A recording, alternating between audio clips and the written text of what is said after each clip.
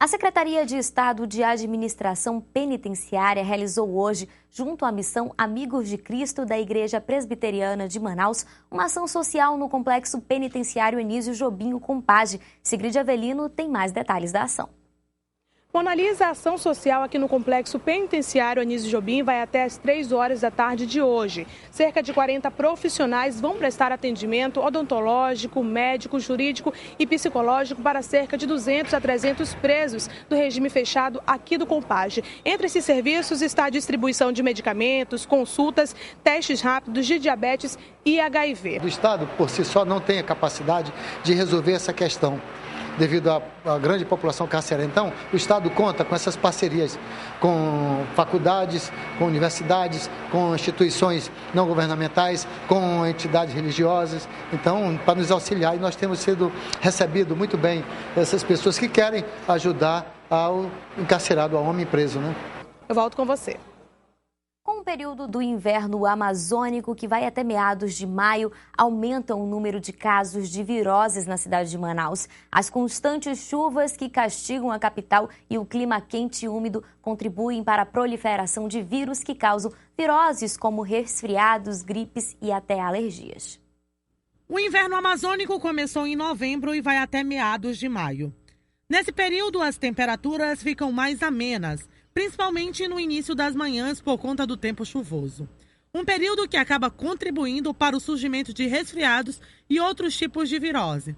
Mas o que será que as pessoas fazem para tratar essas doenças? É melhor tratar primeiro em casa, em casos de gripes que são mais frequentes, a gente já sabe até como tratar em casa. Um chá de alho, limão, assim, faço geralmente remédio caseiro. A gente sempre faz automedicação, né? Toma um antigripal e pronto. Né? Se piorar, procura um médico. A automedicação é um perigo para a saúde dos adultos e crianças. O uso de remédios de forma incorreta pode agravar a doença e esconder alguns sintomas. Nunca fazer automedicação. Tá? Nada além de lavar o narizinho com soro, a vitamina C, que é praticamente inócua, e o antitérmico de costume da criança, até o pediatra avaliar. Tá? Nunca aceitar a prescrição do balconista da farmácia, que ele não está apto para isso, ele não é farmacêutico, ele é balconista. Em Manaus, o clima é muito quente e úmido. Esses fatores contribuem para a grande proliferação de vírus, segundo o especialista da área de saúde. Com isso, na cidade surgem com mais facilidade doenças como o resfriado. A doença, quando atinge as pessoas, dura cerca de 3 dias e ainda compromete a parte de dentro do nariz, causando congestão e secreções. A febre é mais baixa. Outros sinais comuns da doença são espirros, garganta irritada. Dependendo do vírus que causa o resfriado, o paciente pode ter tosse, diminuição de apetite, mal-estar, dores de cabeça e dores nos músculos. O tempo da gripe geralmente é maior, dura cerca de 7 dias. Os sintomas da doença são mais severos e costumam aparecer 24 horas depois do contágio. A febre é prolongada e pode chegar acima de 39 graus. Outros sintomas da gripe são fraqueza, dores no tórax, tosse seca, coriza no nariz, dor de cabeça e olhos avermelhados. Os médicos alertam que os cuidados com a gripe devem ser redobrados. A gripe já é um tipo de pneumonia viral. Tá? Gripe não é um resfriado. Gripe é um quadro respiratório, né, mais baixo às vezes, a nível de pulmões inclusive. Né? Não é igual ao resfriado que se restringe a vias aéreas superiores só. A gripe é um quadro muito mais importante e preocupante também.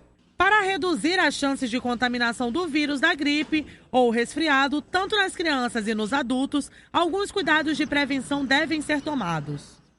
Se estamos numa época onde a incidência de casos está muito grande, vamos evitar ambientes aglomerados, não vamos levar o neném nesses dias para o shopping, né? Vamos ter uma vida mais ao ar livre e evitar a proliferação do vírus, né? E o contágio deve ser evitado. Do pólen das plantas, a mudança brusca de temperatura, do leite ao perfume. Atualmente, 4 em cada 10 pessoas têm algum tipo de alergia. A doença que parece não ter acometido os nossos avós está cada vez mais presente no nosso dia a dia. E para falar sobre este assunto, alergia, nós trouxemos a médica, que também é médica pediatra, Kátia Hatz. Muito bem-vinda. Boa tarde, Monalisa, a todos que nos assistem. E o tema de alergia é um tema muito evidente hoje em dia, onde se sabe que o fator principal é o fator hereditário. Então, nós herdamos dos nossos antepassados, pais, avós. Então, crianças principalmente que têm pai, mãe ou ambos com alergias, seja respiratória, de pele, alimentar, tem uma grande possibilidade de desenvolver esses sintomas em qualquer parte, seja respiratório, de pele ou alimentar também. Agora, Kátia, o meio ambiente influencia também? Extremamente favorável à interação do meio ambiente com o paciente. Se o paciente ele encontra-se num meio onde tem muitos ácaros, uma umidade alta, que favorece o aparecimento dessas alergias, principalmente as respiratórias. E, doutora, então quer dizer assim que isso não tem cura, porque já que é hereditário, nunca vai ter uma cura ou existem práticas que a gente pode fazer que podem pelo menos melhorar?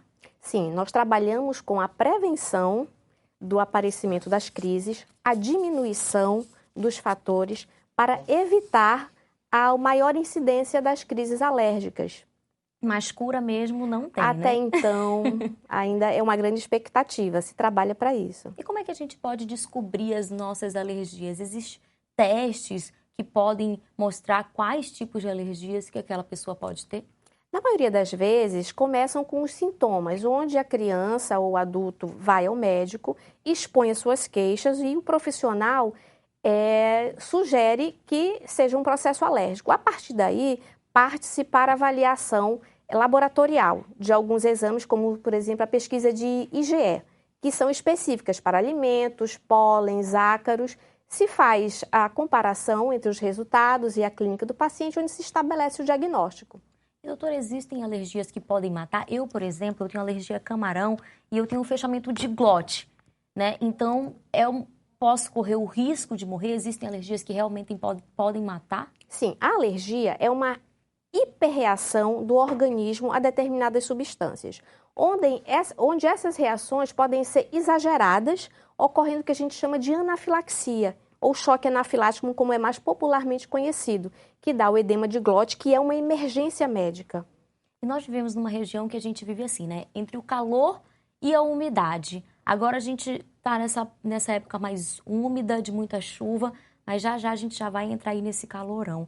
Então, qual o conselho médico que a senhora dá para quem tem alergia, quem sofre com alergias? Bem, o primeiro são as medidas ambientais. Você deve evitar ambientes muito úmidos, quentes, as temperaturas excessivas. Nós sabemos que a mudança de temperatura é muito instável na nossa região. De repente está chovendo, depois vem aquele sol, aquele calorão. Então, todas as mudanças bruscas de temperatura, elas favorecem a mudança do organismo em relação ao equilíbrio das nossas mucosas. Então, a partir daí, favorece o aparecimento das alergias. Então, primeiramente, as medidas ambientais, ter cuidado com o calor excessivo, o frio excessivo, o ressecamento, tá? Ingerir bastante líquido para hidratar as mucosas, ventilar o ambiente, limpeza diária, evitando o acúmulo de pó e poeira nos ambientes. No momento de emergência, doutora, que a gente vê que a pessoa está ali, começou uma alergia, teve uma reação alérgica, o que a gente primeiramente tem que fazer?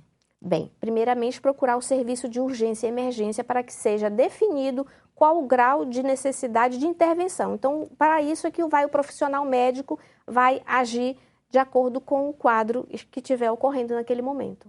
E as crianças, né? A senhora como pediatra, quais os principais cuidados que a gente tem que ter? Porque crianças apresentam muitas alergias, né? Desde o momento, desde aquela fase de amamentação, elas já apresentam várias alergias, algumas crianças, dependendo. Alergias até a picada de inseto, enfim. Quais os principais cuidados que se deve ter com as crianças? Bem, as crianças, se você falou agora na picada dos insetos, né? Nós moramos numa região onde nós temos muitos insetos, os pernilongos, os que são chamados carapanãs regionalmente, né? Os meruins. Todos esses insetos, eles podem provocar lesões de pele, onde a criança vai ter o que a gente chama de prurido, que é a coceira, ela automaticamente vai começar a coçar e a partir dali pode aumentar a reação.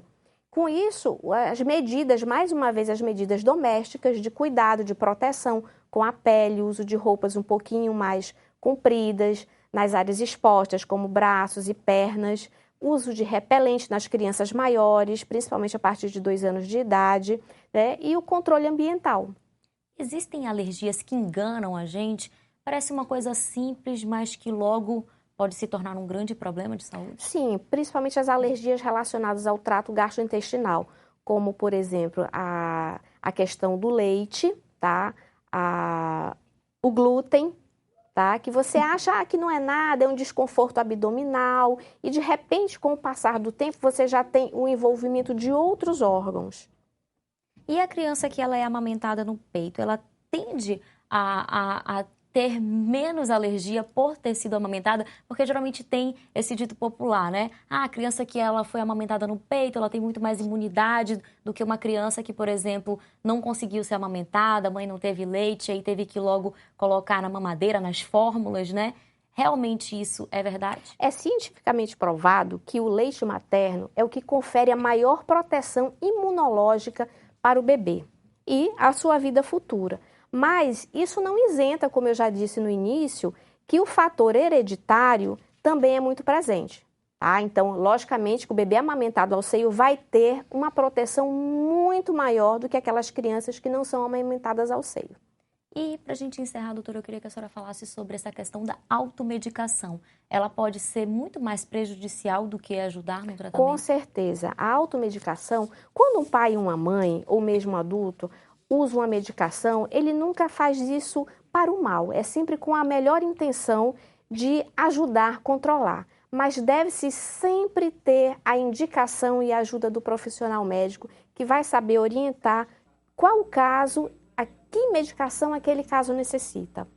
Então, desde já, nós agradecemos a sua presença. Recebemos a médica pediatra Kátia Regina Hatz. Muito obrigada por todos os seus esclarecimentos. Obrigada, boa tarde. Boa tarde. E logo mais tem todos os babados das celebridades e um pudim de limão rápido e prático para você fazer aí na sua casa, no quadro Confraria do Sabor com Alder Fink. Fica ligadinho que eu volto já já.